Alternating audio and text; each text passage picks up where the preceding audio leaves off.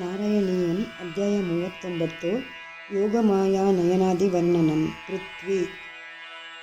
ಭವಂತಮಯಮುದ್ವಹನ್ ಯದುಕುಲೋದ್ವಹೋ ನಿಸ್ಸರನ್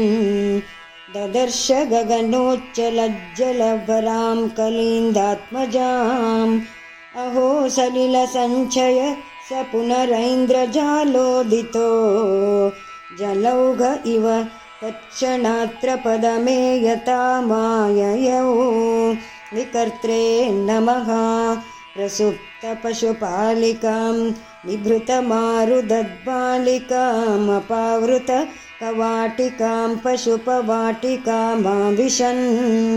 ಭವಂತಮಯಮರ್ಪಯನ್ ಪ್ರಸವತಲ್ಪಕೆ ತತ್ಪದಾದ್ವಹನ್ ಕಪಟಕನ್ಯಕಾಂ ಸ್ವಪುರಮಾಗತೋ ವೇಗತಃ ಗಹನಾಯ ನಮಃ ತತಸ್ತ್ವದನುಜಾರವಕ್ಷಪಿತನಿದ್ರವೇಗ द्रवद्भटोत्करनिवेदितप्रसववार्तयैवार्तिमान् विमुक्तचिकुरोत्करस्त्वरितमापतन् भोजराडतुष्टा इव दृष्टवान् भगिनिकाकरे कन्यकां गुहाय नमः ध्रुवं कपटशालिनो मधुहरस्य माया भवेदसाविति किशोरिकां भगिनिकाकरालिङ्गितां द्विपो नलिनिकान्तरादिव मृणालिकामाक्षिपन्नयं त्वदनुजामजामोपलपट्टके पिष्टवान् व्यवसायाय नमः ततो भवदुपासको झटिति मृत्युपाशादिव प्रमुच्यतरसैव सा समधिरूढरूपान्तरा अधस्तलमजग्मुषी विकसदष्टबाहुस्फुरन् महायुधमहो गता किल विहाय सा दुद्यते व्यवस्थानाय नमः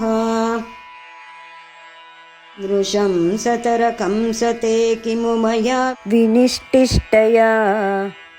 बभूव भवदन्तकं क्वचन चिन्त्यतां ते हितम् इति त्वदनुजा विभो कलमुदीर्यतं जग्मुषी मरुद्गणपणायिता भुवि च मन्दिराण्येयुषी संस्थानाय नमः प्रगे पुनरगात्मजा वचनमीरिता भूभुजा प्रलम्बबकपूतना प्रमुखदानवा मानिनः भवन्निधनकाम्यया जगति बभ्रमुनिर्निर्भयाः कुमारकविमारका किमिव दुष्करं निष्कृपैः स्थानदाय नमः ततः पशुपमन्दिरे त्वयि मुकुन्द नन्दप्रिया प्रसूतिशयने शये रुदति किञ्चिदञ्चत्पदे विबुध्यवनिता जनैस्तनय सम्भवे घोषिते मुदा किमु वदाम्यहो सकलमाकुलं गोकुलं ध्रुवाय नमः अहो खलु यशोदया नवकलाय चेतोहरं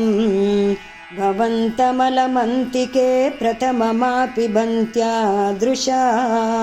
पुनस्तनभरं निजं सपदि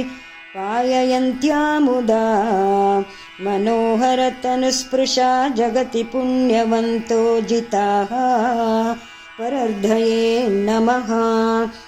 भवत्कुशलकाम्यया स खलु नन्दगोपस्तदा प्रमोदभरसङ्कुलो द्विजकुलाय किं नाददात् तथैव पशुपालका किमु न मङ्गलं ते निरे जगत्त्रितयमङ्गलत्वमिह पाहि मामामयात् परमस्पष्टाय नमः इति 19 दशकं समाप्तं नारायण नारायण नारायण नारायण नारायण नारायण नारायण नारायण नारायण नारायण नारायण